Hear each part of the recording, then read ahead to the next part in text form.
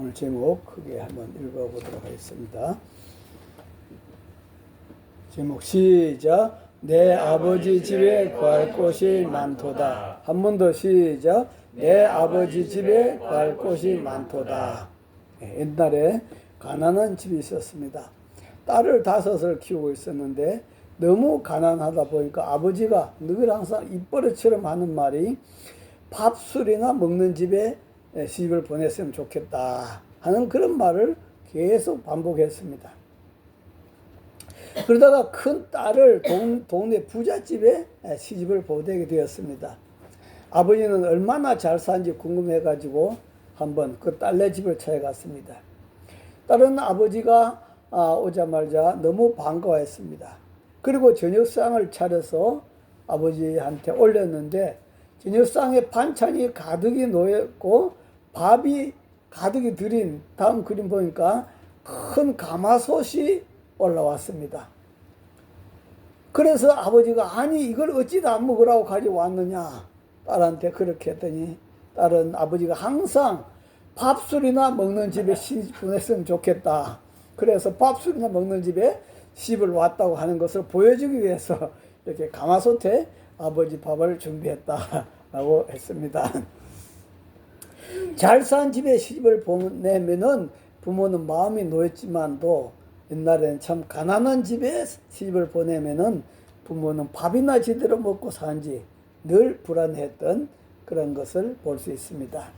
예수님은 제자들에게 뭐라고 말씀하셨는가 볼까요? 다음 말씀 시작. 너희는 마음에 근심하지 말라. 하나님을 믿으니 또 나를 믿으라. 내 아버지 집에 거할 곳이 많도다. 그렇지 않으면 너에게 일렀으리라. 예수님 말씀하신 내 아버지 집이 있습니다. 거기선 개우 밥술이나 먹는 그런 집이 아니라 하는 것을 말씀해 주고 있죠.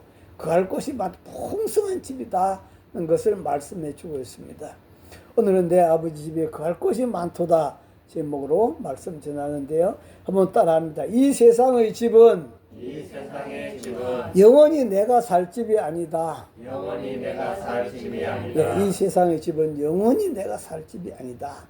사람이 살다 보면 여기 조금 저기 조금 여러 곳을 다니면서 이사를 하게 됩니다. 다음 그림 보시면은 바로 이사를 우리는 많이 하는데요.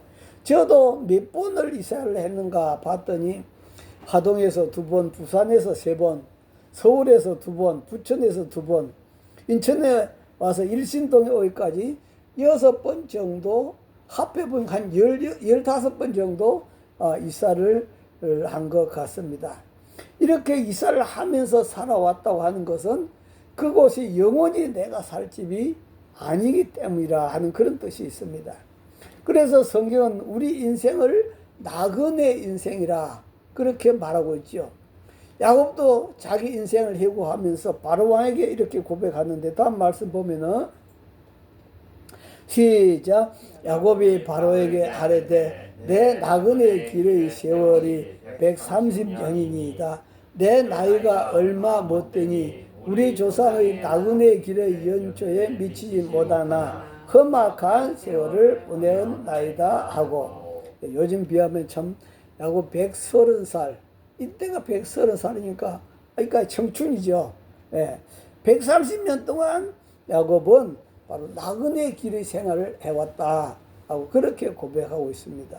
베드로 사도도 다음 말씀 보면은 시작. 사랑한 자들아 시작. 사랑한 자들아 그러니까 나그네 같은 너희를 권하노니 영혼을 거스려 싸우는 육체의 정욕을 제어하라. 우리를 가리켜서 거류민과 나그네 같은 너희라 라고 그렇게 말하고 있습니다. 거류민이라고 잠깐 머물다 가는 그런 인생이다 하는 그런 말. 나그네도 마찬가지죠. 이 땅에 진정한 내 집이 없다 하는 그런 말씀이에요. 다시 말하면 우리가 사는 집들은 다 하숙집이나 같다 하는 그런 말씀입니다. 그래서 다음 그림 보면 제이주는 무슨 노래 불렀습니까? 하숙생이라고 하는 그런 노래를 불렀죠. 인생은 하숙생이다. 인생은 나그네 길을 어디서 왔다가 어디로 가는지 구름이 흘러가듯 떠돌다 가는 길에 정일랑 두지 말자. 미련일랑 두지 말자. 인생은 나그네 길 구름이 흘러가듯 정치 없이 흘러만 간다. 이것이 바로 인생이다 하는 그런 참 우리 가슴이 와닿는 그러한 노래 가사라고 그렇게 볼 수가 있습니다. 그러나 문제는 이 세상이 영원히 내가 살 집처럼 착각하고 산다고 하는 그런 것이요. 이 세상에 내가 영원히 살 것처럼 착각하고 사는 것이 인간의 문제라. 누가복음 12장에 보면 예수님 비유가 있는데 다음 그림 보면은 한 부자가 있었는데 엄청나게 농사를 많이 지었습니다.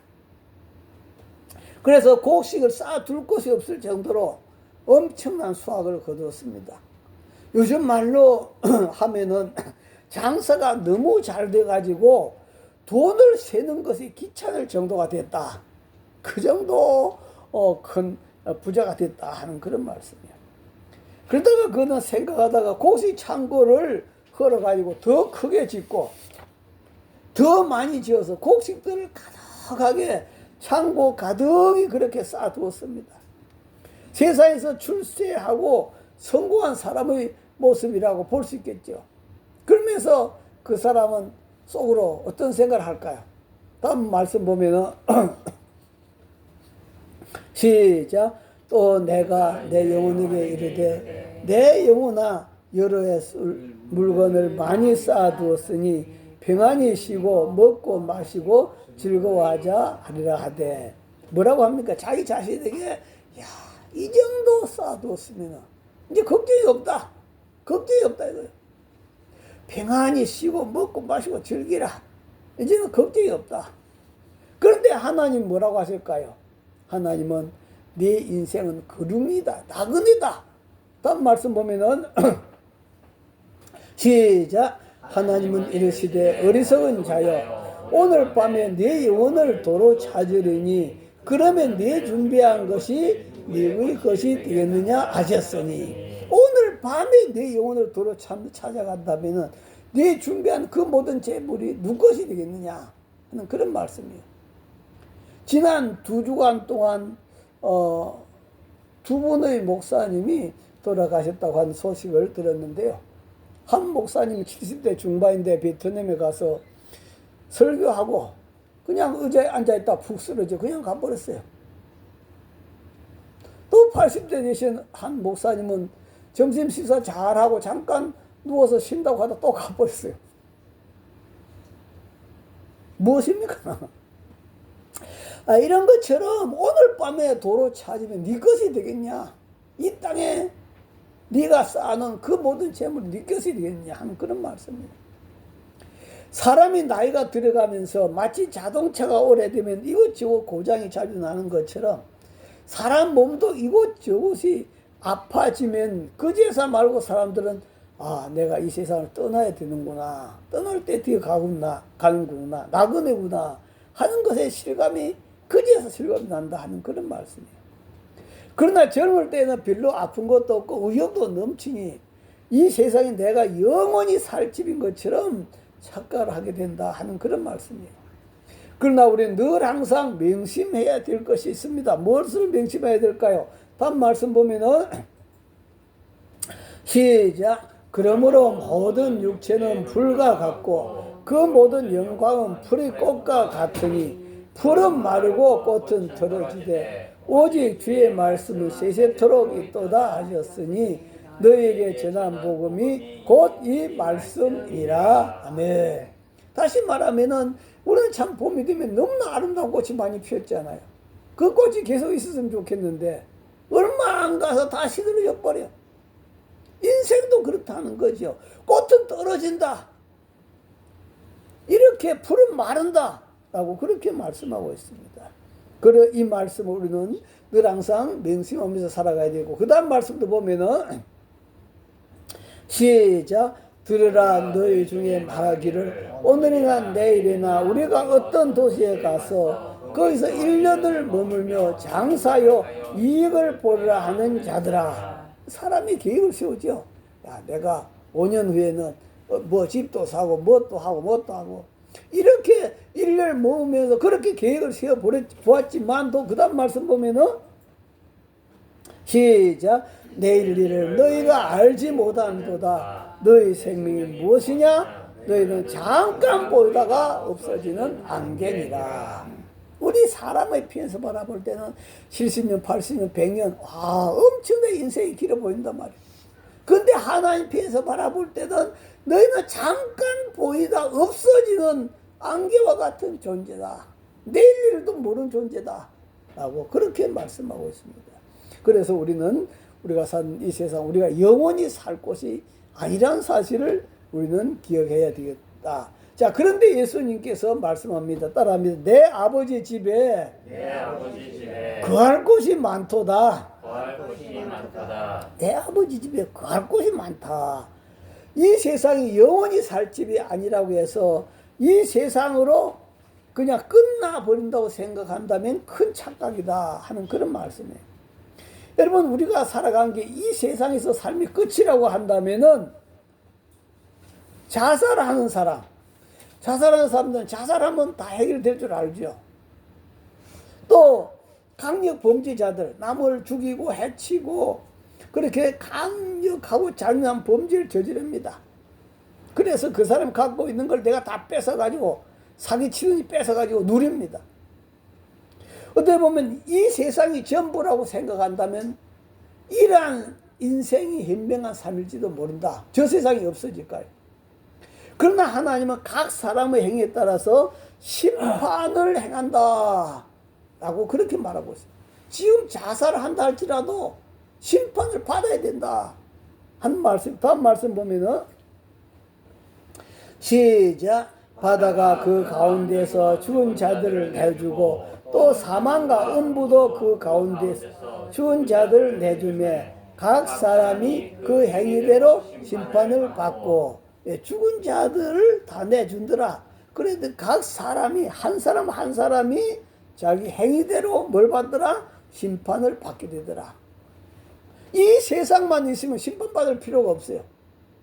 근데 이 세상 다음 세상에서 심판을 받게 되더라. 그 다음 말씀도 보면은 시작. 이러므로 우리 각 사람이 자기 일을 하나님께 짓고 하리라. 다시 말하면 자기가 지은 죄를 자기 입으로 다 하나님 앞에 보고한다 하는 그런 말씀이에요. 그 다음 말씀도 보면요. 시작. 하나님은 모든 행위와 모든 은밀한 일을 선악간에 심판하시리라. 모든 행위뿐만 아니라 은밀한 일까지라도 하나님은 다 심판할 거다 하는 그런 말씀이에요. 그렇기 때문에 이 세상으로 끝난다고 착각하지 말아라. 우리 인생 이 세상으로 끝나는 것이 아니라 영원한 삶이 있다는 것을 우리는 알아야 된다. 그래서 영원한 세상을 믿지 않는 사람들도 뭐라고 그래요? 저 세상에 갔다 라고 그렇게 말이죠. 사람이 죽으면 어디 갔다고 그래요? 저 세상에 갔다. 저 세상에 있다는 거죠. 믿지 않는 사람도 그래요. 아마 저 세상이 없다고 하는 사람은 거의 없을 거예요. 거의 다 보면은 저 세상이 있다는 것을 믿고 있다. 여러분, 사람은 짐승과 다릅니다. 다음 그림 보면은 짐승은 한번 죽고 나면은 끝입니다. 그죠? 짐승은 영혼이 없어요. 영혼이 없기 때문에 그래서 하나님이 사람이 짐승을 잡아먹어도 된다 라고 그렇게 말하고 계세요. 하나님은 사람에게 짐승을 잡아먹어도 된다 그렇게 말씀했는데, 바로 이렇게 우리 사람들은 짐승보다 못한 놈이라지만 짐승은 영혼이 없기 때문에요, 사람에 비교할 수가 없는 겁니다. 우리는 하나님 앞에서 영혼을 가진 존재다. 그래서 오죽했으면 하나님은 짐승을 잡아먹어도 된다는데, 다음 말씀 보면은 노아 홍수 이후에 시작. 모든 산 동물은 너희 먹을 것이 될지라 채소같이 내가 이것을 다 너희에게 주노라. 하나님이 바로 모든 동물을 먹으라 라고 그렇게 허락했습니다. 사람 잡아먹으라고 말은 없어요. 이건 바로 짐승은 이 풀처럼 영혼이 없기 때문에 잡아먹어도 된다. 그러나 사람에게는 영혼이 있기 때문에 죽음 이후에 저 세상의 영원한 삶을 살아야 된다. 이 세상으로 끝나는 것이 아니다. 이 세상은 100년 정도이지만도 저 세상은 영원하다. 비교가 되지 않는다. 그렇기 때문에 이 세상에서 살면서 우리는 저 영원한 세상을 살 준비를 해야 될 줄 믿습니다. 할렐루야. 저 영원한 세상을 살 준비를 하는 것이 이 세상의 우리 삶이다 이 말이에요. 하나님은 죽음 이후에 우리 영원한 삶이 복이 되도록 하기 위해서 누굴 보냈습니까? 다시 그 보시면은 바로 예수님을 보냈습니다. 죽음 이후의 삶이 영원히 행복하도록 하기 위해서 그 예수님을 보냈어요. 그래서 그 예수님을 믿는 자마다 죄 용서를 받고 하나님이 자녀가 되는 권세를 주신 것입니다. 다음 말씀 보면은 시작. 영접하는 자 곧 그 이름을 믿는 자들에게는 하나님의 자녀가 되는 권세를 주셨으니 하나님의 자녀가 되는 권세를 받게 됐다. 여러분 이것은 얼마나 큰 축복인 줄 압니까? 자녀에게는 무슨 무슨 축복이 있습니까? 바로 상속권이 부여되어 있습니다. 그죠? 자녀에게 상속권이 다음 말씀 보면은 시작. 그때 임금이 그 오른편에 있는 자들에게 이르시되 내 아버지께 복받을 자들이여 나와 창세부터 너희를 위하여 예비된 나라를 상속받으라. 오늘 우리가 상속받아야 될 나라는 어디입니까? 집은 어디입니까? 바로 하늘나라다 이 말이에요. 하늘나라를 상속받는 자들이다. 그래서 하늘나라를 상속받는 그 자들을 가리켜 복받을 자라 그렇게 말 얼마나 큰 복인가요? 바로 그 예비된 나라가 예수님은 뭐라고 했는가 하니까 바로 내 아버지 집이다. 다음 말씀 보면은 시작. 너희는 마음에 근심하지 말라. 하나님을 믿으니 또 나를 믿으라. 내 아버지 집에 거할 곳이 많도다. 그렇지 않으면 너에게 일렀으리라. 바로 우리가 상속받아야 될 집이 내 아버지 집인 줄 믿습니다. 할렐루야. 이 세상에 몇십 평 그 집이 아니다 하는 그런 말씀이에요. 어떤 집사님 남편이 부인의 전도를 받아서 교회 왔습니다. 목사님이 그 집안에 신방을 가지고 그 남편에게 한 2년 정도 열심히 교회 다니면 집사 준다 그렇게 했어요. 그러니까 남편은 교회 다니면 목사님 집을 사준다구나 그래가지고 열심히 교회 다녔다고 그래. 사실은 목사님이 한 2년 정도 다니면 교회 집사직분 주겠다 한 집사직분 주겠다 했는데 이 처음 오신 분은 그 뜻을 모르고 집 사준다니까 집을 사준 줄 알고 그렇게 착각해갖고 열심히 교회를 다녔답니다. 그래서 열심히 다녔는데 한 6개월 만에 진짜로 자기 집을 사가지고 입주하게 되었더라. 그런 축복을 받게 되었다라고 하는 그런 이야기가 있습니다. 예수님 말씀하신 내 아버지 집은 그런 집이 아니다. 영원히 없어지지 않는 집인 줄 믿습니다. 영원한 영광의 집입니다. 더 이상 나그네로 사는 인생이 아니다.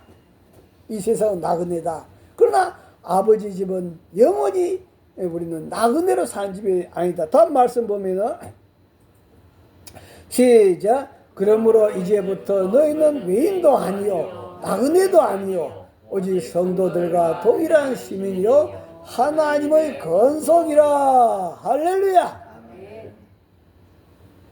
여러분 길가 나그네한테 자기 집 준 사람이 어디 있습니까?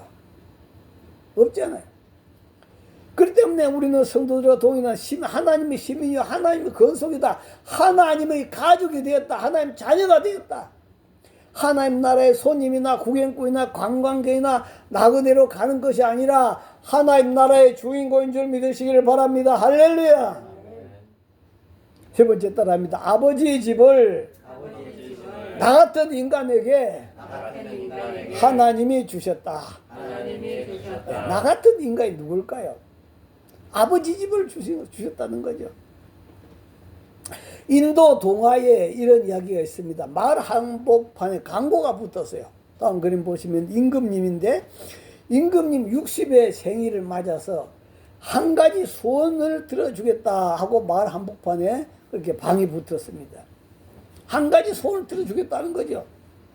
사람들은 임금님이 어떻게 된 것이 아니냐, 분명히 무슨 속셈이 있을 거라 하면서 잘 응하지를 않았습니다.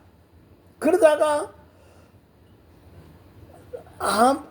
아무리 해도 뭐 손해볼 거 없지 않느냐, 한번 써보자. 그래가지고 한 사람이 용기를 내가지고 나는 논 10평을 받고 싶다고 그렇게 임금님한테 써냈어요. 그때 진짜 논 10평이 돌아왔어요. 이것을 본 사람이 그 다음 두 번째는 나는 소 한 마리 한번 받고 싶다. 그렇게 또 써내도 진짜 또 소 한 마리가 온 거예요. 세 번째 사람은 나는 집 한 채를 갖고 싶다 했더니 진짜 집 한 채가 만들어지고 온 거예요.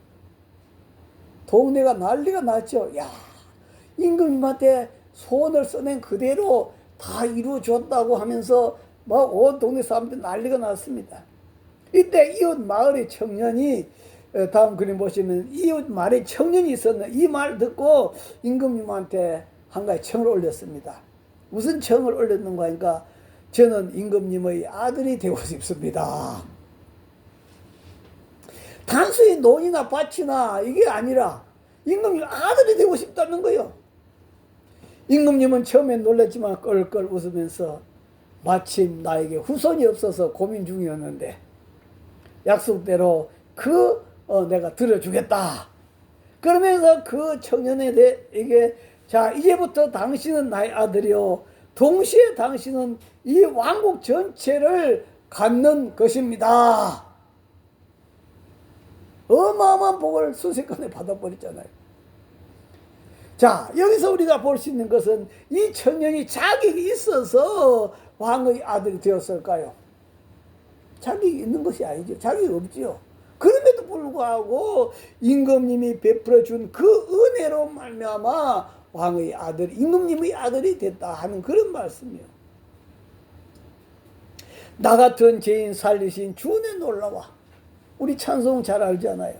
이 찬송시는 원래 노예의 선장이었던, 다음 그림 보면 바로 존 뉴턴, 이 노예선 선장이요.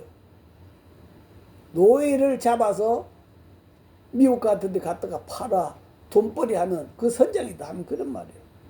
그분이 예수를 믿고 회개한 그 고백이에요. 그것이 바로 나 같은 죄인 살리신 찬송이다 이 말이에요. 그는 노예들을 잡아서 팔고 말을 안 들으면 총으로 쏘아 죽이고 악질 중에 악질 그 자체였습니다. 이 숱한 악행과 방탄 삶을 살던 그가 거친 바다 위에서 죽음을 눈앞에 두고 하나님 앞에 살려달라고 부르짖습니다. 그래서 하나님 은혜로 이가 바로 살아나는 그러한 은혜를, 하나님 은혜를 잊게 됐단 말이에요. 그래서 그때의 심정을 담아서 써내려간 것이 바로 놀라운 은혜. 놀라운 은혜. 우리는 영어로는 어메이징 그리스라고, 그렇게 어메이징 그리스라 하는 놀라운 은혜라 하는 그런 뜻이죠. 그 인생은 하나님의 은혜로 완전히 변화되었습니다. 다음 그림 보시면은 후에 그는 뭐가 되었습니까? 목회자가 되고 복음 전한 전도자가 되고 노예를 해방하는 그 노예 폐지 운동에 앞장서는 그런 목회자가 됐습니다. 그래서 이 찬송가는 죄인의 희생과 하나님 은혜에 대한 고백이고 지금도 수많은 사람들의 가슴을 울리고 있는데, 다음 그림 보면 1절에 보면은 앞부분에 뭐가 되어 있습니까? 나 같은 죄인 살리신 주 은혜 놀라와. 그 뉴턴이 하나님 은혜를 받을 자격이 있습니까? 없습니까? 없잖아요. 나 같은 죄인이라는 표현을 통해서 죄인된 인간이 처절한 현실을 인정하고 오직 하나님 은혜로 내가 구원받았습니다. 나 같은 죄인 살리신 주 은혜 놀라와. 그 다음 2절은 보면 큰 죄악에서 건지신 주 은혜 놀라와. 그 죄가 보통 죄입니까? 얼마나 많은 사람들을 죽이고 팔아먹고 고통 주고, 큰 죄악에서 건지신 주 은혜 놀라와. 그는 회개하는 순간을 회상하면서 그 하나님 은혜가 얼마나 귀하고 소중한가를 노래하고 있습니다. 그 다음 3절에는 이제껏 내가 산 것도 주님의 은혜라. 참 악질적으로 살아온 인간이었는데 그럼에도 불구하고 하나님이 그를 없애버리지 않고 살려줘서 이렇게 다시 하나님 은혜로 예수를 믿고 천국까지 갈 수 있는 그런 복을 받았다. 이제껏 내가 산 것도 주님의 은혜라. 저와 여러분 지금까지 살아온 것도 주님의 은혜라. 저와 여러분이 예수 믿기 전에 하나님이 심판하지 않고 살게 해주셔서 예수 믿고 이 자리에 오게 된 것까지도 다 주님의 은혜라. 할렐루야. 그러면서 4절은 거기서 영원히 주님의 은혜로 해처럼 밝게 살면서 주 찬양하리라. 바로 거기가 어디입니까? 내 아버지 집. 내 아버지 집에서 영원히 미래의 천국에서 누릴 영원한 기쁨을 찬양하면서 예언을 하면서 마무리를 하고 있습니다. 이 찬송은 바로 나의 고백이고 도시의 모든 성도의 고백이고 바로 존 뉴턴의 고백이고 그렇습니다. 여러분 한번 생각해 보세요. 어떻게 그가 하나님 자녀가 되고 예수 믿고 목회자가 되고 아버지 집에 갈 자격이 어디 있겠습니까? 우리는 예수님 옆에 구원받은 강도의 모습을 바라봅니다. 그 강도가 어떻게 아버지 집에서 영혼을 살 자격을 얻었을까요? 또 예수님 시대 때 세리 죄인 창기들 그들이 하늘나라 갈 자격이 있을까요? 베드로도 마찬가지요. 베드로도 예수님 만났을 때 그가 정말로 아버지 나라 갈 자격이 있을까요? 다음 말씀 보면 베드로가 뭐라고 고백합니까? 시작. 시몬 베드로가 이를 보고 예수의 무릎 아래 엎드려 이르되 주여 나를 떠나소서 나는 죄인이로소이다. 이 죄인인 내가 어떻게 하늘나라를 내 아버지 집에 갈 수 있을까요? 뿐만 아니라 이 베드로는 예수님 십자가에 모진 고문과 행벌 받는 그 자리에서 뭐라고 했습니까? 맹세하고 저주하면서 예수님을 난 지금 모른다고 했던 그 인간이잖아요. 그가 어떻게 아버지 집에 갈 수 있겠느냐 말이요. 이것이 다 누구의 은혜다? 하나님 은혜인 줄 믿으시기 바랍니다.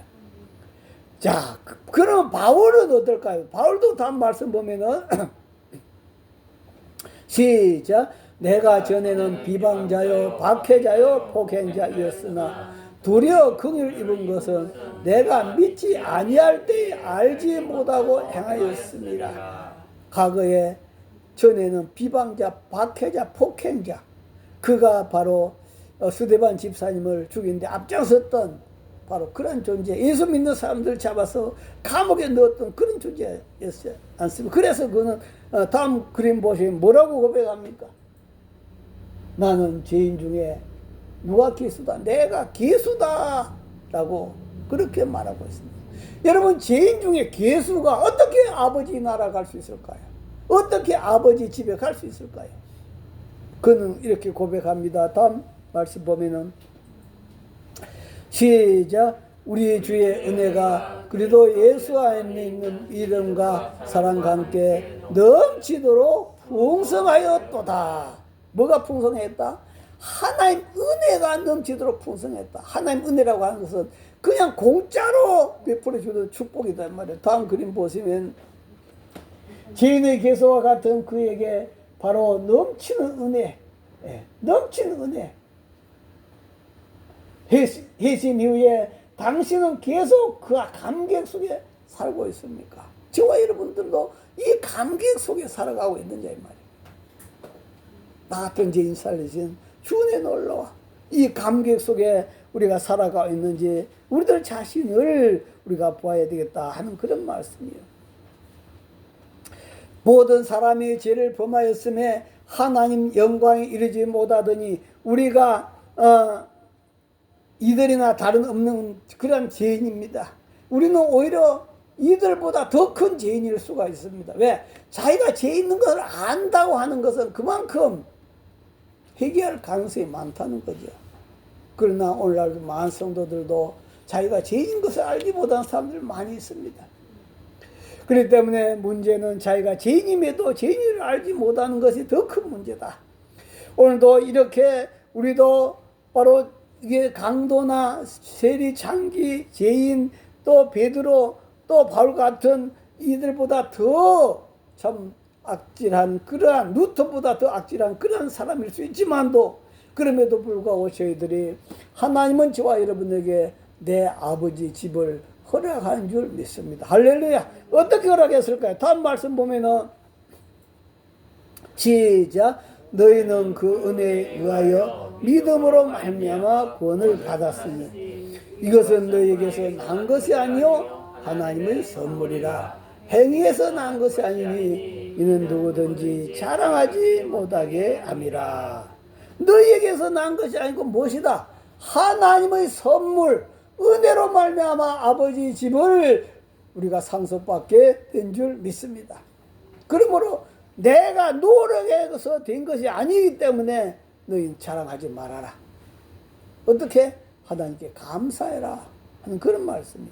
우리 행위로는 천국 갈 수가 없습니다. 우리 행위로는 존 누턴과 같은 존재입니다. 하나님 은혜 없이는 갈 수가 없습니다. 그 다음 말씀도 보면은 시작. 우리를 구원하시되 우리 행한 바 의로운 행위로 말미암지 아니하고 오직 그의 긍휼하심을 쫓아 중생의 시침과 성령의 새롭게 하심으로 하셨나니. 예, 나의 의로운 행위로 말미암지 않고 하나님이 불쌍히 여기는 그 마음으로 인해서 우리가 예수 믿고 하나님 자녀가 된 것이다. 저와 여러분이 갖고 있는 이 믿음도 내 것이 아니라 하나님이 선물로 준 줄 믿습니다. 그렇기 때문에 우리는 늘 항상 이 감격 속에 살아야 된다. 다음 말씀 보면은 내 아버지 집을 설명하고 있죠. 어디입니까? 시작. 그 성은 해와 달의 빛이 쓸데없으니 하나님의 영광이 비치고 어린 양이 그 등불이 되심이라. 해와 달이 필요가 없는 세상. 해와 달이 필요가 없어요. 하나님이 빛이 되는, 하나님이 빛이 되고 예수님이 등불이 되는 그러한 곳이 바로 천국, 바로 내 아버지 집. 죽음도 아픔도 울음도 눈물도 곡도 없는 바로 그러한 곳이 바로 내 아버지 집인 줄 믿습니다. 어떻게 내가 그 축복 자리에 설 수 있게 된단 말인가? 이곳은 돈으로도 갈 수가 없습니다. 명예로도 갈 수가 없습니다. 건세로도 갈 수가 없습니다. 내 아버지 집, 하나님은 오늘도 저와 여러분 불쌍히 해서 긍휼과 자비와 은혜로 저와 여러분들에게 바로 이 누톤에게 주었던 그 축복처럼 저와 여러분은 내 아버지 집을 허락해 준 줄 믿고 잘 믿음으로 다른 박질에서 영원히 누리기를 주의 이름으로 축원합니다. 할렐루야. 주여 시험으로 동서로 기도합니다. 주여, 주여, 주여. 하나님 아버지 감사합니다. 오늘도 우리를 사랑하여 주셔서 하나님 아버지 아무 자격도 없는 저희였지만도 하나님 놀라운 은혜로 말미암아 아버지 구원받아 하나님 자녀로 아버지 하나님 내 아버지 집을 주여 주님께서 허락해 준 줄 믿고 아버지 앞에 감사합니다. 걸어가신 아버지 하나님 감사와 찬양 올려드립니다. 오늘도 우리는 존 누턴보다 더 악질인 우리였을지도 모릅니다. 하나님 아버지 그럼에도 불구하고 사람의 노력으로 의로운 행위로 내 아버지 집에 갈 수 있는 것이 아니라 하나님의 은혜와 하나님 자비와 긍휼하심을 입어야 된다고 했습니다. 하나님 아버지 우리는 늘 항상 부족할 많은 죄인 중에 괴수였던 존재들임을 고백합니다. 예수님 믿고 예수님 은혜 하나님 은혜로 오늘도 하나님 자녀가 된 줄 믿습니다. 내 아버지 집에 영원히 살 수 있는 자격을 우리에게 허락해 준 줄 믿습니다. 아버지 감사드리며 이 축복된 이 감격을 늘 항상 우리 가슴에 품고 날마다 감사 감격 속에 살아가는 저희들 다 되도록 축복하여 주시옵소서. 예수님 이름으로 기도하옵나이다. 아멘.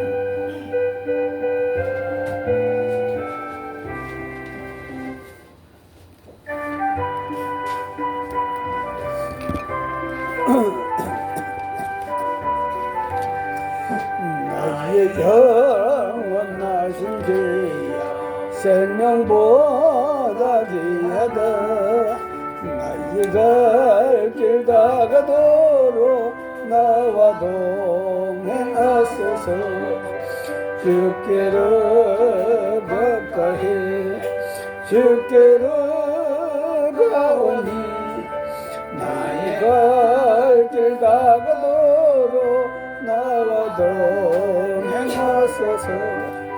세상 불이 아니란가 모든 명예 버리고 험한 길을 가는 동안 나와 동행하소서.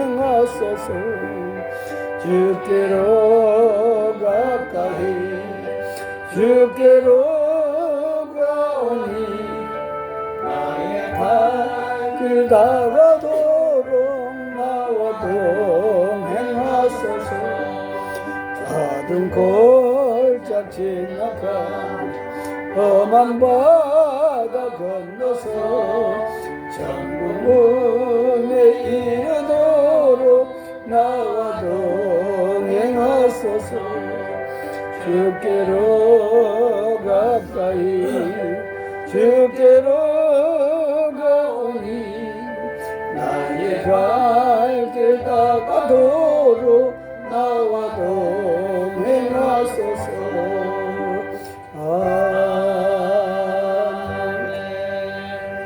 하나님 아버지 감사합니다. 돈으로도 갈 수 없고 건시로 명예로도 갈 수 없고 어떤 세상의 학문과 지식으로도 갈 수 없는 내 아버지지 오직 아무리 우리가 의롭고 착한 행실을 한다고 갈 수 있는 것이 아니라 바로 하나님께서 우리에게 믿음을 주시고 하나님 자녀 주시고 지형서를 주시고 아버지 하나님께서 은혜와 긍휼을 베풀으셔서 우리가 갈 수 있는 줄 믿습니다. 나 같은 인간이 무엇이간데 존 노턴이 어떻게 그런 인간이 하나님 나라 갈 수 있단 말입니까? 그러나 그런 인간도 하나님 은혜로는 하나님 자녀가 된 줄 믿습니다. 하나님 아버지 오늘도 우리는 늘 감사하고 나 같은 죄인 살리신 주의 놀라와 잃었던 생명 찾았고 감명을 얻었네. 늘 감사하며 이 감격을 늘 가슴에 품고 아버지 나라 갈 때까지 우리가 살아가도록 축복하여 주옵소서. 아버지 앞에 예배드림 예물 드립니다. 정순자사모 감세물 드렸습니다. 야니 권사님 감세물 드렸습니다. 이팔선 장로님 감세물 드렸습니다. 남경 집사님 감세물 드렸습니다. 이종희 감세물 드렸습니다.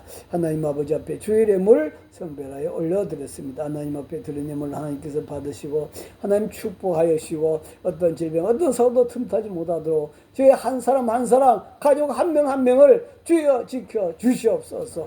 지금은 우리 주 예수 그리스도의 은혜와 하나님 아버지의 만극하신 사랑과 성령님의 감동 감화 교통 충만하심이 저희들의 심령과 저희들의 가정과 가족들과 또 우리 교회와 이 나라 위에 영원히 함께 하시기를 간절히 축원하옵나이다. 아멘.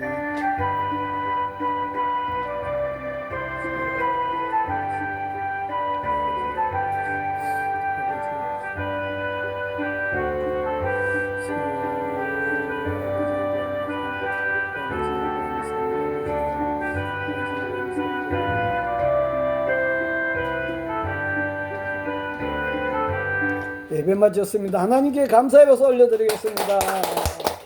인사하겠습니다. 다 하나님의 은혜입니다. 손을 한번 잡으시고